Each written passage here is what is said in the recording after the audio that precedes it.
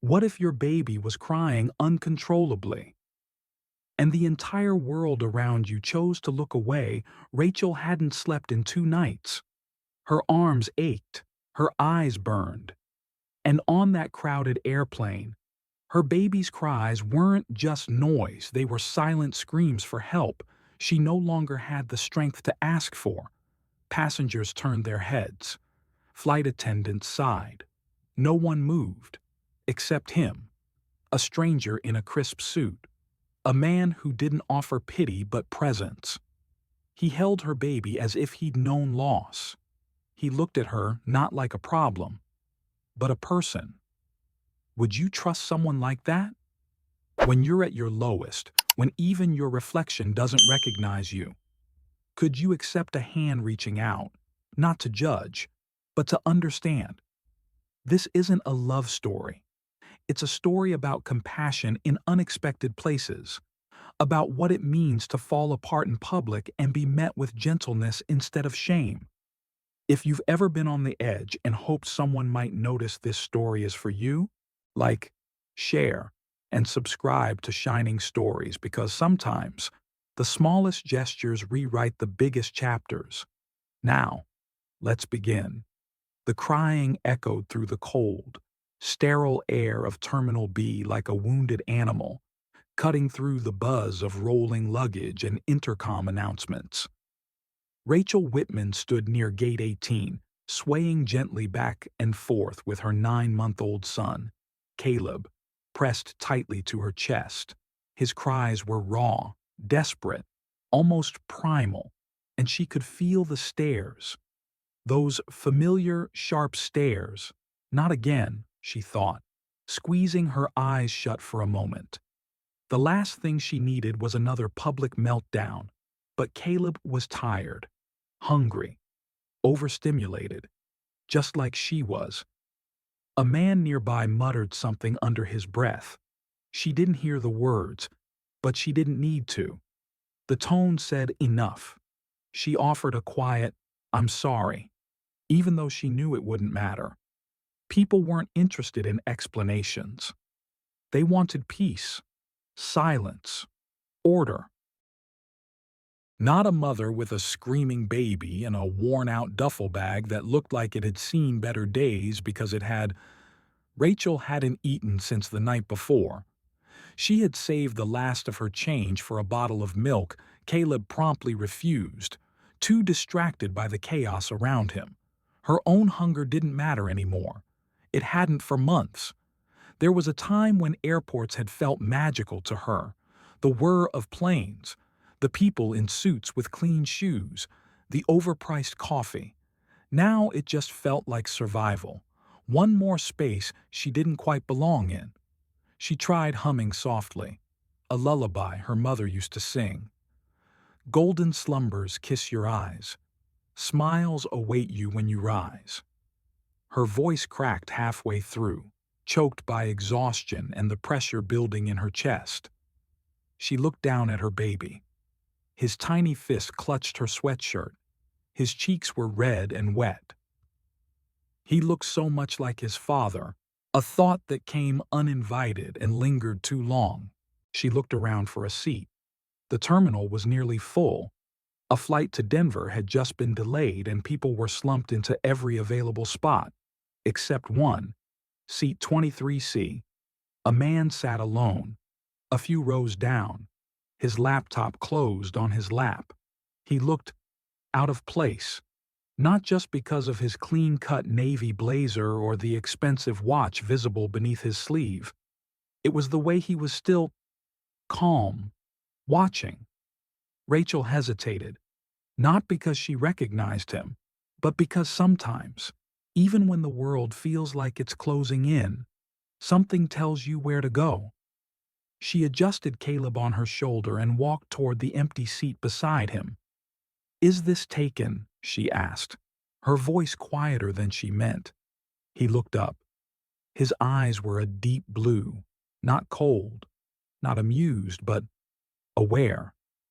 "No," he said simply, then stood and stepped aside so she could sit. "Thanks." She dropped into the chair like a deflated balloon, careful not to wake Caleb, who had finally stopped crying and was now hiccuping in soft intervals. Her arms ached, her knees trembled, but for the first time in hours, she exhaled. The man didn't say anything, just sat beside her, back straight, hands clasped together loosely. She glanced at him sideways. He was clean-shaven, early 30s maybe, the kind of man who probably had a driver waiting at the other end of his flight. He didn't look annoyed, didn't even glance at Caleb, just waited. Rachel wasn't sure why, but that made her feel safer than she'd felt in days. "Rough day?" he asked, after a long stretch of silence. She looked down at her lap, then chuckled dryly. "You could say that." He nodded once. "Been there. Not exactly that, but close." Rachel didn't ask what he meant. She didn't have the energy to unpack someone else's pain. Not right now. But then Caleb stirred and let out a soft, sleepy groan. The man turned his head, finally noticing the child for the first time, and he smiled not politely, but genuinely. "How old?" "Almost 10 months." She replied, "Boy or girl?" "Boy." "Caleb. Nice name." He said, "Strong." Rachel offered a faint smile. She didn't explain where the name came from or why she chose it. That story was wrapped in hospital hallways and broken promises. Their flight was called Moments Later. Boston. Final boarding. She stood slowly, her body heavy, her spirit heavier. As she moved toward the gate, the man spoke again. "If you need help with your bags, I don't mind." She looked at him, not with gratitude, not yet, with suspicion. She was used to kindness that came with conditions, but he simply waited, no strings in his tone. "I've got it," she said softly, but she hesitated, just a second longer, before walking away. Rachel balanced Caleb on one hip as she stepped onto the plane, her other hand clutching the frayed handle of her duffel bag. The line was moving slow, too slow, and she felt the pressure building behind her as passengers sighed and shuffled impatiently. "Sorry," she murmured over her shoulder to no one in particular, instinctively. It wasn't the first time she apologized for taking up space. Probably wouldn't be the last. She finally reached her row and saw the man again, James already seated by the window. He glanced up, recognizing her, and gave a faint nod. Rachel took the middle seat without a word. She was used to silence. Silence didn't judge. She eased Caleb into her lap, praying he'd stay asleep just long enough for the plane to take off, just long enough to avoid the eye rolls and comments. As the plane taxied, she let her thoughts drift not by choice, but because exhaustion was stronger than willpower. Her eyes burned, and her throat felt thick, and in that blur of motion and noise, the memories came, uninvited but familiar. It had started with a phone call. She was 26, working nights at the grocery store, just trying to hold on. Her boyfriend Ryan had promised to pick her up after shift, but instead, he sent a message. "This isn't what I signed up for. I'm sorry." 3 weeks later, she found out she was pregnant, and Ryan, he'd vanished, like mist, changed his number, moved states, left her holding a pink test and 1,000 unanswered questions. She had stared at that tiny plus sign for over an hour, sitting on the edge of the bathtub, wondering if the fear clawing through her chest would ever ease. It never really did. Her parents were long gone, a car accident when she was 20. Her older sister, Claire, had tried to be there. For a while, but after Rachel chose to keep the baby, something shifted between them. "You don't have to do this," Claire had said over coffee that turned cold. "You don't have to prove anything to anyone." "I'm not," Rachel replied. I just can't turn away from him. Even now. Claire had shaken her head. You're throwing your life away for a mistake someone else made. And that was the last real conversation they'd had. Rachel had moved into a small one-bedroom on the edge of Phoenix. The building creaked, the pipes whined, and the paint peeled in corners. But it was hers. She worked 2 jobs, cashier and dog walker, while Caleb grew inside her. Kicks in the night, hiccups after every peanut butter sandwich. She talked to him when no one else would listen. She had become a woman who couldn't afford sick days or flat tires. A woman who didn't cry when she skipped meals, because at least Caleb's bottle was full. A woman who knew exactly how many diapers she had left and how long she could stretch the last can of formula. People always assumed women like her had made bad choices. What they never saw was how many good ones she'd made to stay afloat. Like the time she turned down a better-paying job because it meant no flexibility for daycare, or when she walked 5 miles home because the bus money had to go toward laundry soap, or when she stayed up 3 nights in a row, taking extra shifts, just so Caleb could have a winter coat that didn't come from a bin. Rachel didn't see herself as strong. She didn't have the luxury. She was simply surviving. Back on the plane.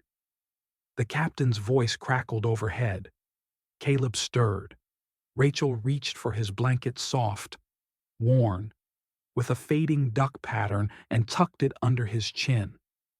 Then she looked out the window, past James, at a sky fading to dusk. She caught her reflection in the glass dark circles, dry lips, eyes dulled from too much giving. She didn't recognize herself anymore, not fully, and yet she wasn't lost. She was still here, still holding on, still choosing Caleb, every single day. You always travel alone, James asked suddenly, breaking the quiet. Rachel blinked. She didn't know why that question made her throat tighten. Yeah, she said. Most of the time. He nodded, not pressing, but something in his tone felt knowing, not pitying, just present. She thought of asking him something in return, but the words tangled on her tongue. What would she even say? What do you do? Where are you going? Do you always look this put together while sitting next to people who are falling apart? Instead, she whispered, he doesn't usually cry like that. He just hasn't slept well in days. James turned slightly in his seat, his expression soft. You don't have to explain. Rachel didn't know how to respond to kindness without defense, so she stayed quiet. But inside, something shifted, a small release, like the pressure valve loosening. And for the first time in what felt like years, she let herself wonder what it might feel like to rest. Not just sleep, but rest. The plane leveled out somewhere above the clouds, and the soft hum of the engines filled the silence between them. Rachel sat perfectly still in seat 23B, her body tense despite the stillness around her. Caleb had drifted into a shallow sleep, his little mouth parted, one hand resting on her collarbone. His breathing was soft, steady. She couldn't remember the last time he'd looked this peaceful. The cabin lights dimmed slightly, casting a warm amber hue across the rows. Flight attendants moved quietly down the aisles, offering drinks and rustling plastic cups. Rachel shook her head politely when asked, her mind too full for sips of soda. James Archer, the man beside her, hadn't said much since takeoff.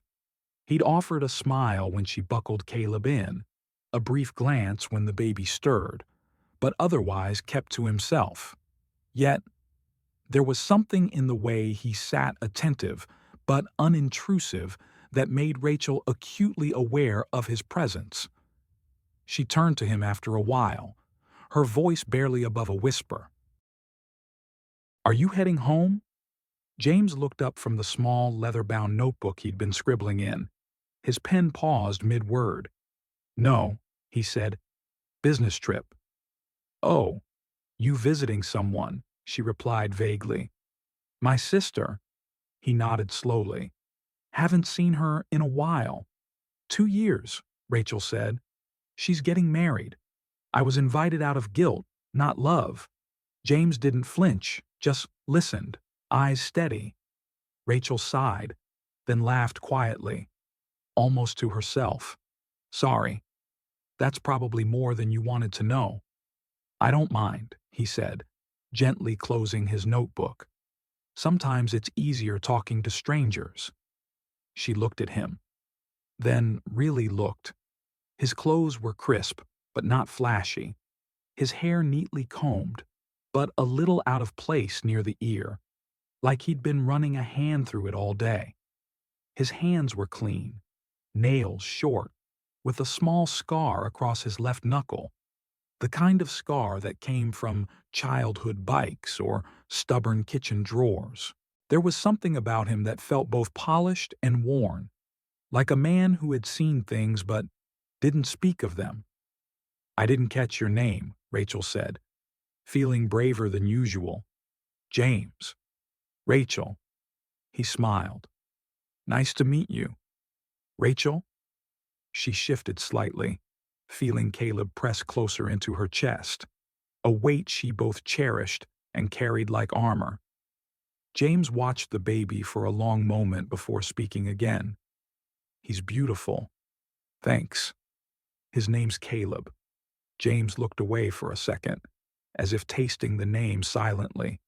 Then he nodded, like it belonged. "Parenting. That's the real work," he said softly. "The kind no one gives you awards for." Rachel's eyes welled up at that, not because the words were poetic, but because they were true. Brutally, lovingly true. "Some days," she said slowly, "it feels like I'm treading water. And every morning, I wonder if this is the day I'll finally sink." James didn't respond with platitudes or reassurances. He just sat with her in the quiet, letting the truth hang between them like an old photograph you don't quite know where to place. Rachel didn't know why, but she felt her chest loosen. The flight attendant passed again.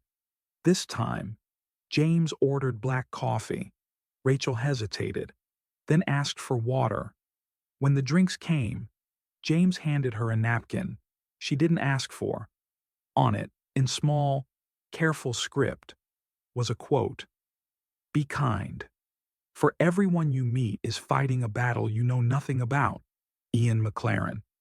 Rachel looked down at the napkin, then at James. "You carry quotes around with you." He smiled, almost sheepishly. "Sometimes helps me say the right thing when I don't know how." "That's unexpected. I get that a lot." Somewhere over Missouri, the cabin darkened, people reclined, headphones buzzed softly, babies murmured in sleep. Rachel closed her eyes, but didn't sleep. Not really. She was listening, to the man beside her, to the gentle rhythm of Caleb's breath, to the part of her that hadn't felt seen in a very long time. Then, for no reason she could name, she whispered into the dark, "You know, sometimes I forget what it felt like to just be me." James didn't answer immediately, and when he did, it was in a voice quieter than the cabin itself. "Maybe that's not your fault." Rachel turned her head, just enough to meet his gaze. His eyes weren't intense, just present, and in them, she didn't see curiosity or sympathy. She saw space, room, a mirror, maybe. And for the first time in years, she wondered just maybe she wasn't invisible after all. The cabin lights had been dimmed for over an hour now. Somewhere beyond the clouds, night had fully settled. The sky outside the window was a quiet black, punctuated by distant stars that shimmered faintly, like soft promises barely spoken. Rachel shifted in her seat, trying not to jostle Caleb. Her left arm had gone numb, her right shoulder ached, and her eyes burned from holding back tears. She hadn't cried, not really, not since the delivery room, not when Ryan left, not even when the power had gone out in mid-January and she'd huddled with Caleb under 3 blankets, shivering until sunrise. She'd become skilled at not breaking, but now, in this quiet space at 32,000 feet, with Caleb sleeping and a stranger beside her who somehow made the silence feel less cruel, her armor began to crack, her head tilted, not out of intent, not even exhaustion, just instinct, and landed gently on James's shoulder. At first, she didn't notice.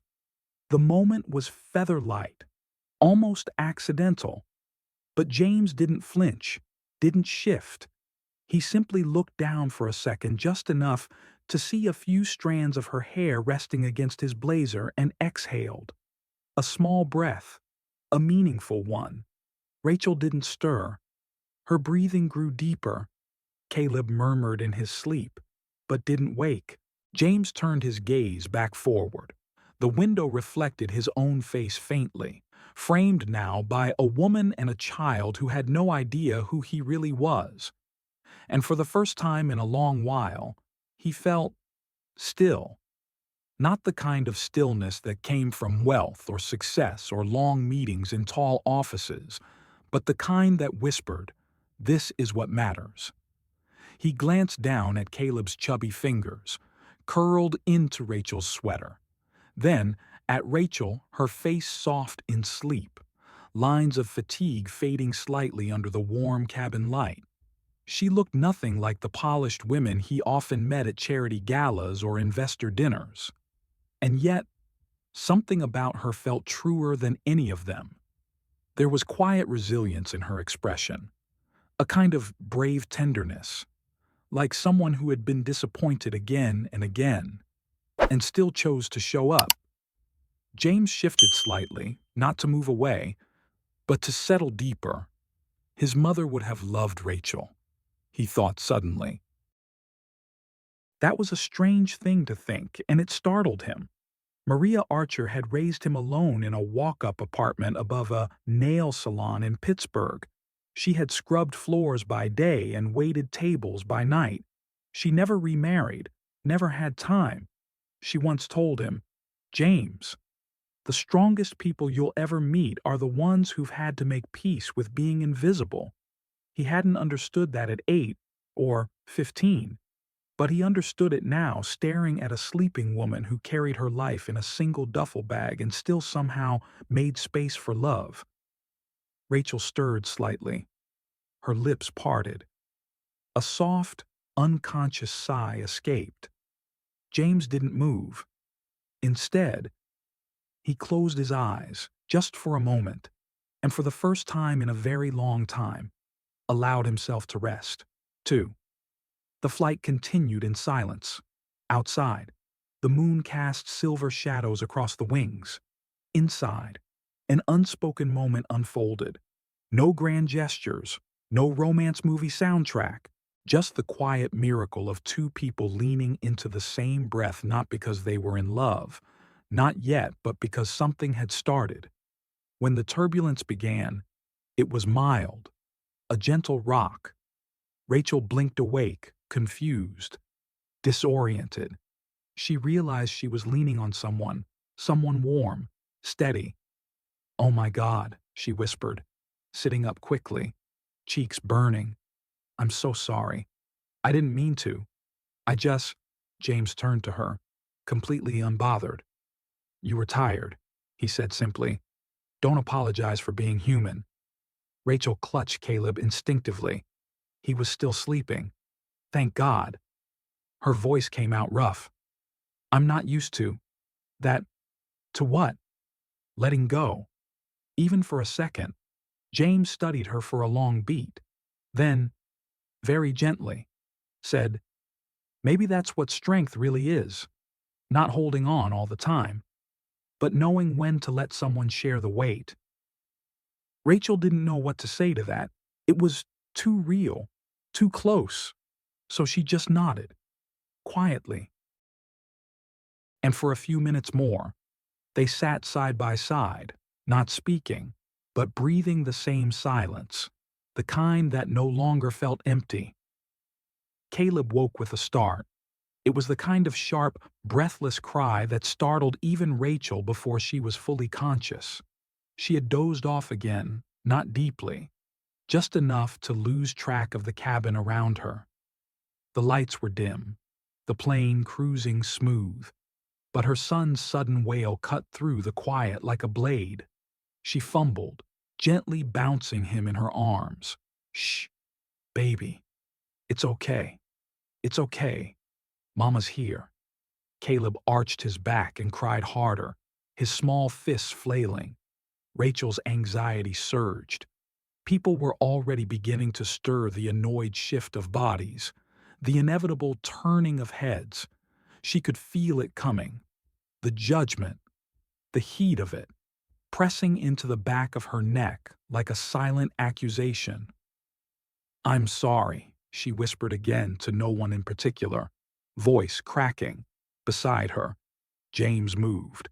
Not with alarm, not with discomfort, just calmly. "May I?" he asked, his voice low but steady. Rachel looked at him, unsure if she'd heard correctly.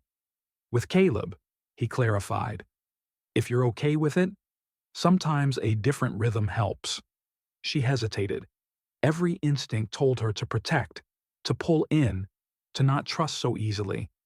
But then she saw James's hands open, steady, familiar, not hesitant, not awkward, and something in her, exhausted and aching, gave a tiny nod.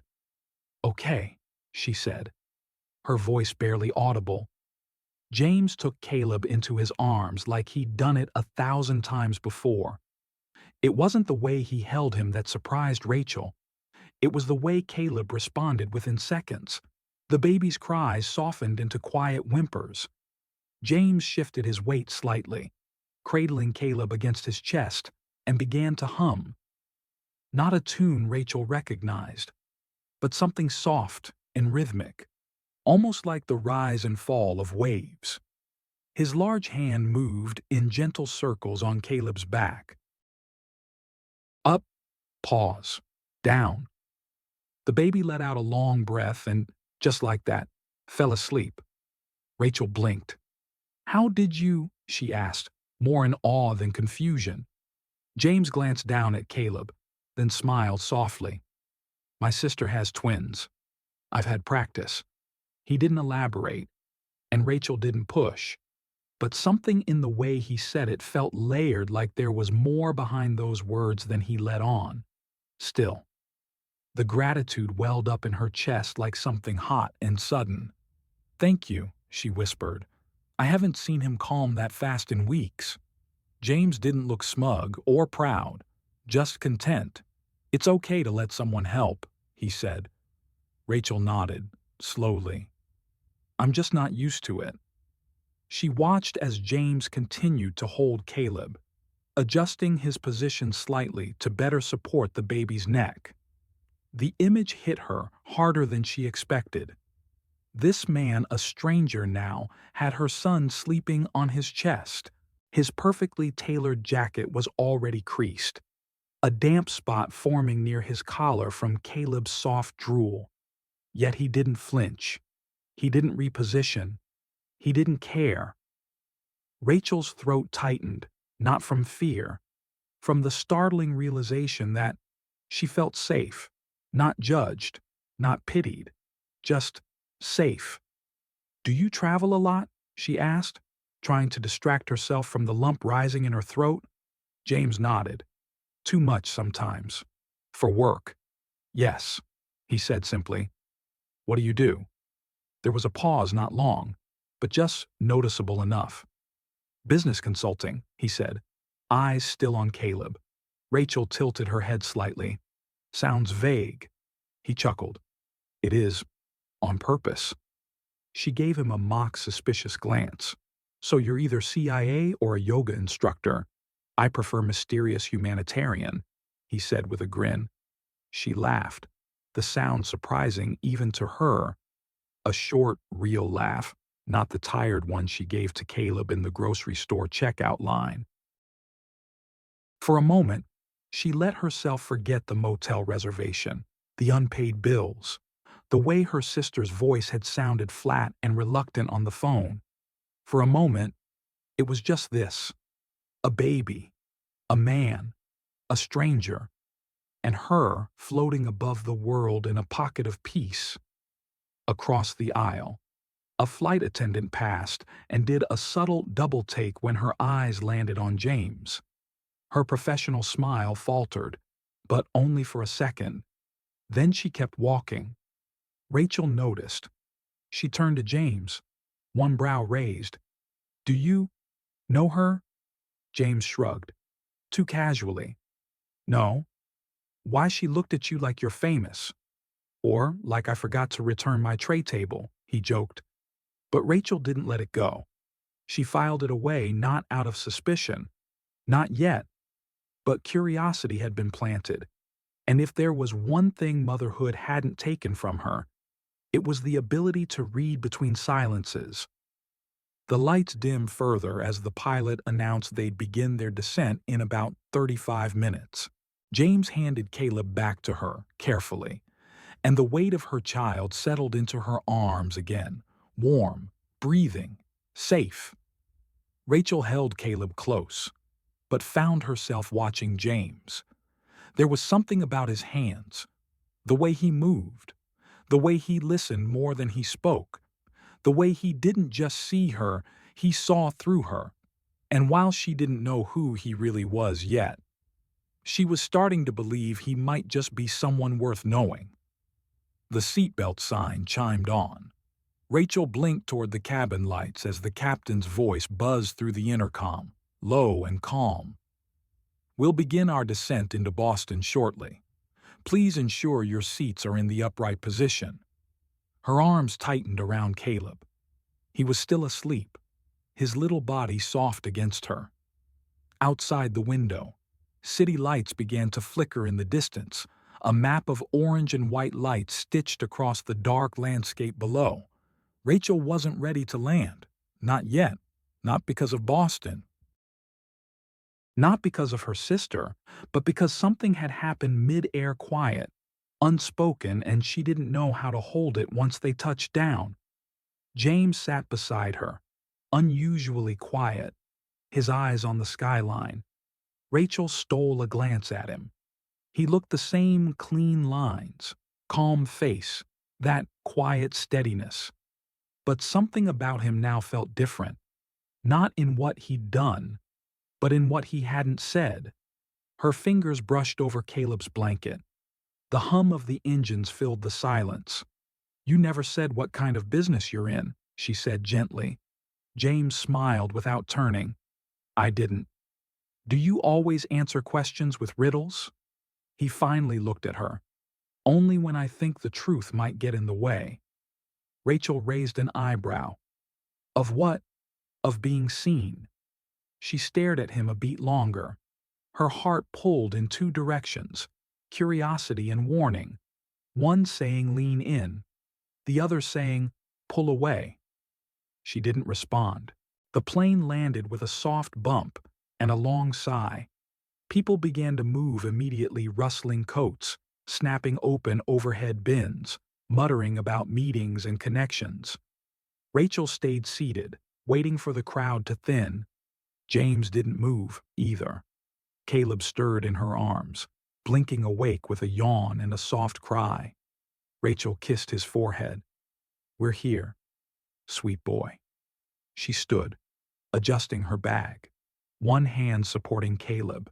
Here, James said, reaching up and retrieving her duffel like it weighed nothing. She almost said no, but something in her, maybe the tiredness, maybe the trust she hadn't meant to grow, let it slide. Thank you. They stepped into the aisle together. In the terminal, the lights were fluorescent and too bright. Rachel blinked as they emerged into the stream of passengers. The walls buzzed with announcements and fast footsteps. She shifted Caleb on her hip, scanning for signs: baggage claim, ground transportation, restrooms. Then a voice called out, casual but confident. Rachel turned instinctively. A woman in a navy blue blazer and lanyard approached, tall, polished, purposeful. Her smile was practiced, not personal. "I didn't know you were on this flight," the woman said. "I thought you were flying first class." James hesitated. His eyes darted quickly to Rachel. "Last-minute change," he said, too smoothly. The woman nodded, glancing at Rachel and Caleb, clearly curious but polite. "Your assistant said to expect you at the event by 8. Cars outside." Rachel's eyes narrowed slightly. James's assistant. First class. An event. A car waiting. The woman turned and walked away, her heels clicking like punctuation. Rachel looked at James. Her voice was low, even. "Care to explain?" James inhaled slowly. "Rachel, you lied." "I didn't lie." "You said business consulting." "You let me believe. I never claimed to be someone else." "You let me fall asleep on your shoulder," she said, her voice rising. "You held my baby. You sat there like some grounded mystery man when the truth is, you're someone else entirely. It didn't change how I treated you." "No," Rachel said, stepping back. "But it changes how I feel about it." She turned away, walking toward the terminal chairs, needing space. Her heart pounded not from betrayal, but from shame. She had opened herself, trusted, let down her guard. She felt foolish. Caleb whimpered again. She sat, bouncing him softly, her back to James. He approached after a minute. "I didn't sit back there to deceive you," he said quietly. Rachel didn't look at him. "I do run a company. Yes. I'm in town for a series of meetings, one of them at a nonprofit I fund. I fly economy sometimes because I like seeing what the world actually looks like." Rachel turned. Finally. "Did you pick me on purpose? No. But once you saw me, a tired woman with a baby, was I just a story waiting to be rescued?" His eyes softened. "No." "Then why the secrecy?" James hesitated. "Because the moment people find out who I am, they either ask for something or shut down. I didn't want that with you." Rachel folded her arms. "You still had a choice. James, you had power. I didn't." Those words sat between them, heavy and true. James nodded, slowly. "I understand." Rachel stood, adjusting Caleb. "I don't want charity. This wasn't that." "Then what was it?" He didn't answer. Not because he didn't know, but because he wasn't sure she wanted to hear it. The motel room smelled faintly of bleach and disappointment.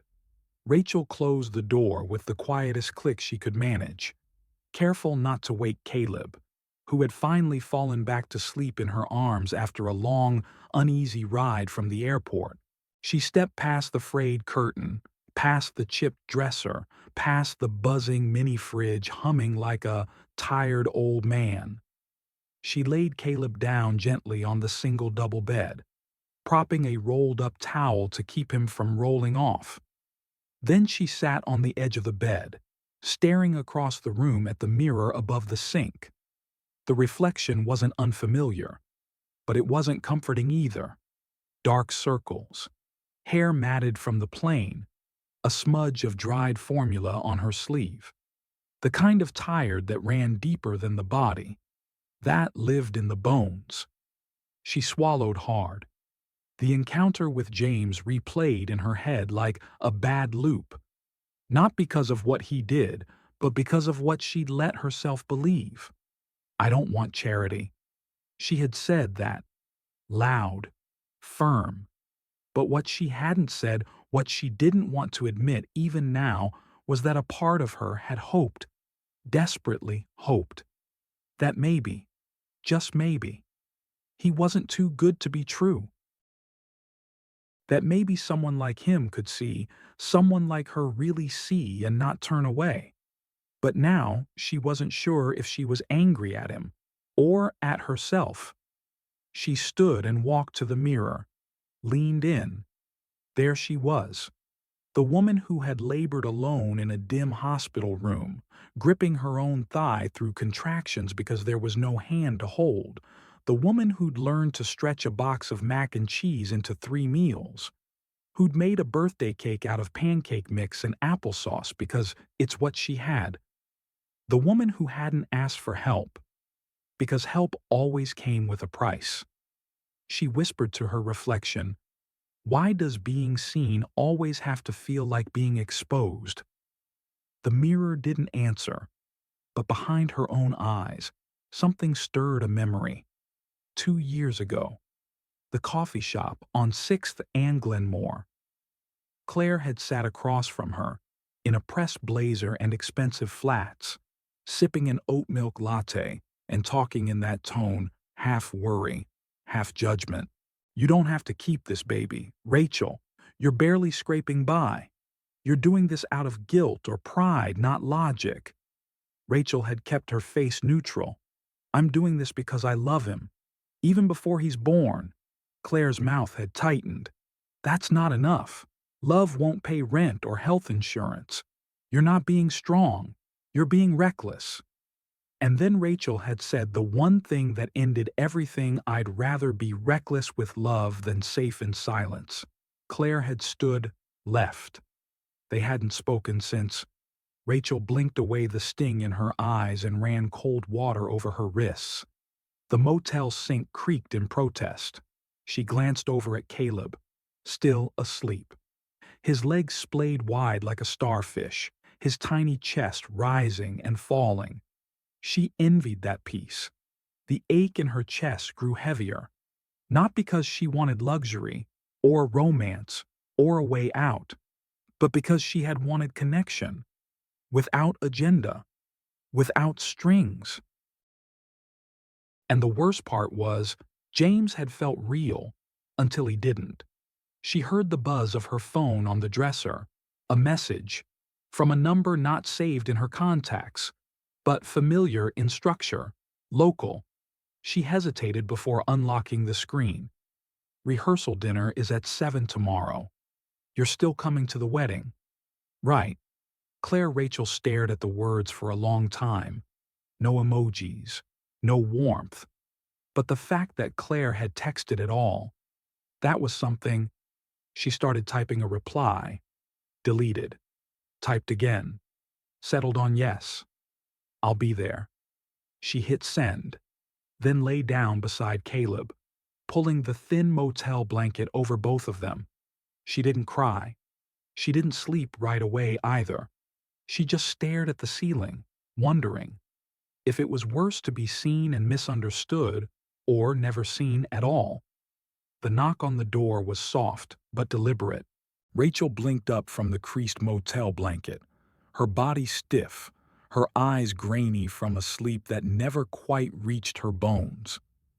Caleb stirred beside her, letting out a small grunt before settling back into slumber. She rose slowly, wrapped herself in the cardigan she used as a pillow, and tiptoed to the door. She didn't expect room service, didn't expect James, didn't expect anyone. But when she looked through the peephole, her breath caught. Claire, dressed in a cream-colored coat, hair pinned back in that immaculate way she always wore it, as if chaos never touched her. Claire Whitman stood in the hall, looking both completely composed and completely lost. Rachel hesitated before opening the door. The hallway light cast a harsh glow over the room's peeling wallpaper and threadbare carpet, making the contrast between the two sisters feel even sharper. "Claire," Rachel said, voice low. "I came to talk." Rachel leaned against the doorframe. Now Claire's eyes flicked toward the number on the door. I figured it wouldn't be a long visit. Rachel didn't answer, just stepped aside. Claire entered like someone walking through a space that didn't belong to them. She glanced at the cracked sink, the sagging mattress, the towel Rachel had stuffed under the door to block the draft. But to her credit, she didn't comment. She sat carefully on the only chair, the one with the broken armrest Rachel had propped up with her suitcase. Rachel remained standing. Caleb murmured again, "Still sleeping." "So," Rachel said. What changed? Claire looked down at her hands. They were clasped tightly in her lap. "I owe you an apology," she began, eyes not meeting Rachel's. "That's a first." Claire exhaled sharply. "I deserve that." Rachel said nothing. The motel hum filled the quiet, the mini fridge, the heater, the world trying to be normal. Claire swallowed. 2 years ago, when we fought, I said a lot of things I shouldn't have. That you were irresponsible, that you were throwing your life away. You were clear, Rachel said coldly. I was cruel, Claire corrected. Then, her voice dropped lower. And I was pregnant. Rachel blinked. What Claire's eyes filled with tears she didn't bother hiding. I didn't tell anyone. Not even Michael at first. We'd been trying for almost a year. When I found out you were pregnant, and you weren't even trying, I was angry, furious, even.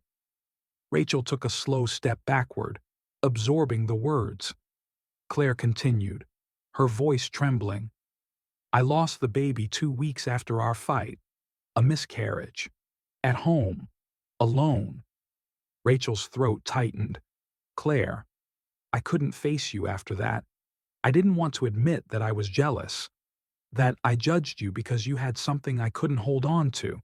For a moment, the only sound was the brittle rattling of the heater by the door. Rachel sat on the edge of the bed, beside Caleb, her hand resting on his leg. I thought you hated me, she whispered. For keeping him. For not listening to you. I was grieving, Claire said. And I took it out on you. I made you feel small, like you didn't deserve to be a mother. When the truth is, you've been more of a mother than I ever learned how to be. Rachel blinked quickly.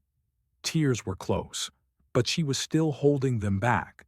She glanced down at Caleb, his cheeks flushed from sleep, one foot twitching under the blanket. I didn't know, she said. I didn't want you to, Claire replied. At the time, I couldn't stand being pitied. I thought distance would keep it from hurting. It didn't, Rachel said quietly. No, Claire agreed. It never does. They sat there in silence. 2 women, 2 different paths. But now, finally, on the same road, even if only for a few steps. Claire wiped her eyes, voice steadier now. That man from the flight, James? He called my office yesterday. Rachel's head snapped up. What? He said he was trying to reach you but couldn't get through. Somehow he found out I was your sister. Asked if we could meet. Rachel's stomach dropped. You met with him. Claire nodded. At first, I thought he was just some wealthy guy chasing a story. But then he started talking about you, not your circumstances. You, your courage, your grace. The way Caleb calmed in his arms like he belonged there. Rachel's lips parted, but no words came out. Claire leaned forward. He said he wasn't offering you charity. He said you reminded him why he started his foundation in the first place. What foundation? Rachel asked, her voice barely above a whisper. Claire reached into her coat and handed over her phone. The screen showed an article from a major news outlet. Whitmore Industries launches National Housing Initiative for Single Mothers in memory of CEO's late mother, Maria Archer. Rachel read the headline once, twice. The photo below showed James Archer in a charcoal suit, holding giant scissors in front of a modest apartment complex. Her heart pounded in her chest. He said he flies economy sometimes because he wants to stay connected to the people his programs serve, Claire said gently. But he didn't sit next to you on purpose. He stayed because he saw something in you, something worth showing up for. Rachel's voice cracked. Why didn't he tell me who he was? Because he was afraid you'd see the title, not the man. She looked back at Caleb, now breathing slowly, eyes fluttering in dream. He might have been right, Rachel whispered. Maybe, Claire said. But that doesn't mean it has to end that way. The reception hall buzzed like a hive, champagne glasses clinking, laughter rising, silverware tapping against plates. Rachel stood just outside the grand ballroom of the Beacon Hotel, her palms slick with nerves, the emerald green dress Claire had lent her clinging slightly to her skin. She wasn't sure what she was doing there. She'd left Caleb upstairs in the care of the hotel sitter, a kind woman named Lillian who reminded her of her late aunt. Caleb had giggled when Lillian made animal sounds and grabbed her necklace like it was the most magical toy in the world. But now, standing behind the heavy doors, Rachel felt stripped bare. She'd dressed like she belonged, but inside, she still carried the motel air, the history, the doubt. And then she saw him, through the glass, seated alone at a table near the edge of the dance floor. James Archer looked nothing like the man from seat 23C. He wore a black tuxedo, crisp white shirt, his dark hair swept back. His posture was relaxed. But his eyes, they never stopped scanning the entrance. They were looking for her. Rachel stepped inside slowly. Their eyes met instantly. James stood. The noise of the party dimmed, as if someone had lowered the world's volume. He walked toward her, not rushed, not tentative, just steady. When he reached her, he stopped a few feet away. "I was afraid you wouldn't come," he said softly. Rachel nodded. "I almost didn't." Silence settled between them like a soft fog. "But someone told me," she added, "that being brave doesn't mean not being scared. It just means showing up anyway." James's smile flickered with something like relief. "She sounds wise." "She is." Finally, James exhaled, eyes flicking down and back up. "You look different, beautiful," he said. "But yes, different. Like you're standing taller." Rachel gave a half smile. "I'm still shaking inside." "So am I," James said. They stood in the golden light of the chandeliers, hearts exposed beneath tuxedo fabric and borrowed lace. And then Rachel asked what she came to ask. "Why didn't you tell me?" James nodded slowly, already expecting the question. "Because I didn't want you to like me because of who I was. Or worse, not like me because of it." She didn't interrupt. He continued.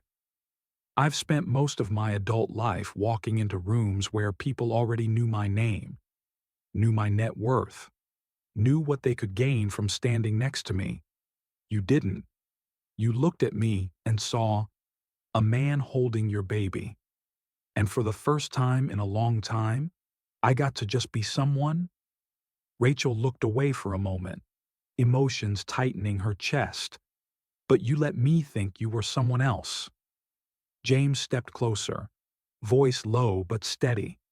"I never claimed to be poor, or broken, or anything I wasn't, but I also didn't know how to say, 'Hi, I'm a billionaire CEO, and I'm trying not to be alone tonight.'" "That sounds ridiculous."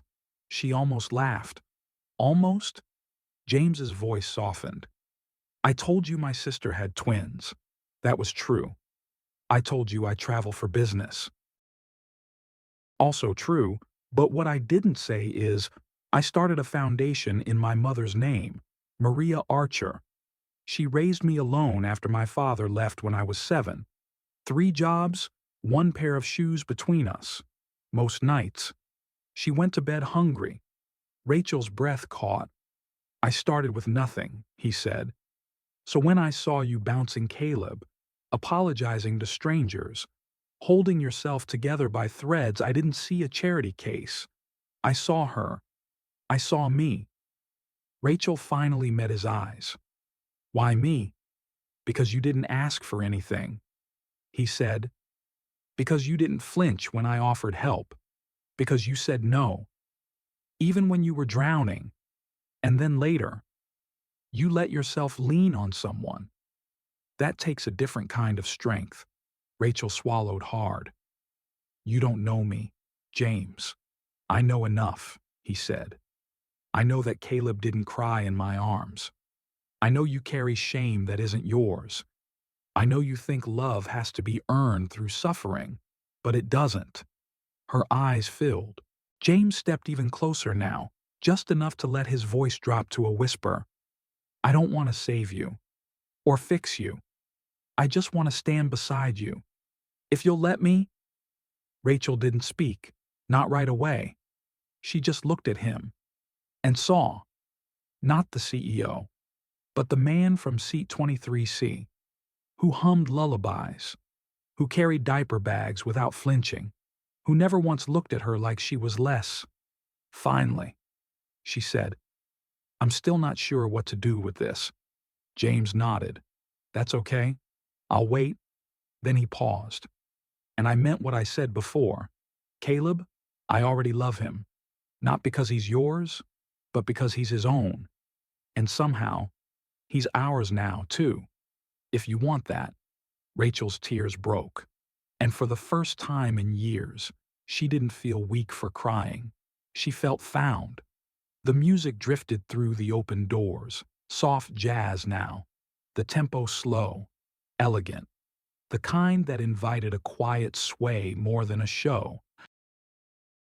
Rachel stood just outside the dance floor, her hands still trembling slightly from the conversation, from the weight of everything said and everything forgiven. Caleb was upstairs, fast asleep.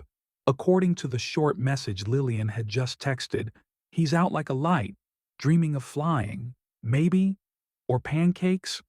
She smiled, then looked across the room. James was still standing there, just inside the edge of the ballroom, as if waiting to see if she'd run or return. She didn't hesitate this time. She walked toward him. Do you dance? She asked. James smiled. Badly.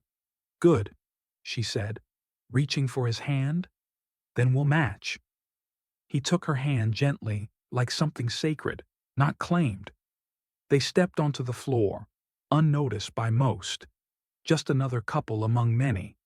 But for Rachel, the room seemed to narrow down to only them. James placed his hand lightly on her waist. She rested hers on his shoulder. His touch was warm, steady.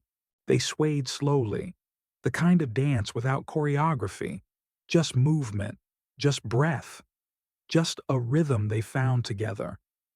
Rachel leaned her head slightly against his chest.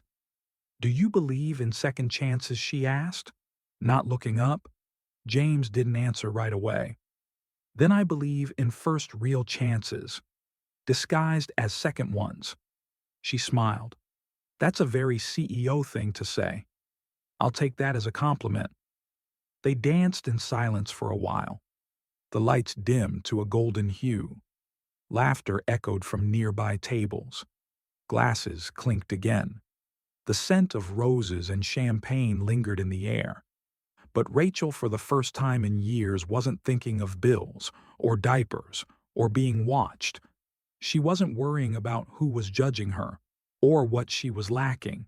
She was just here, whole. I still don't know how this works, she said softly. We don't have to, James replied. We just keep showing up, and if I mess up, then we start again. She tilted her head up. You really mean that I do? A pause. Also, he added, Caleb already drooled on me. That's legally binding. Rachel laughed. A full, clear laugh that made him close his eyes for a moment. That sound, James said. That's what I was hoping to hear again. The music shifted into something slower, almost cinematic. Rachel looked up at him again. Tell me something. No one knows. James thought for a moment. I used to read the same bedtime book every night from age 6 to 12, he said. Where the wild things are. I believe the monsters were just lonely. Rachel smiled. They probably were. He asked, You? She looked at him for a long second, then said, When I first found out I was pregnant, I was scared, but also, weirdly, at peace, like something in the universe finally had a place for me. James held her hand tighter. You are that place, he whispered. For him? For me? They slowed their steps.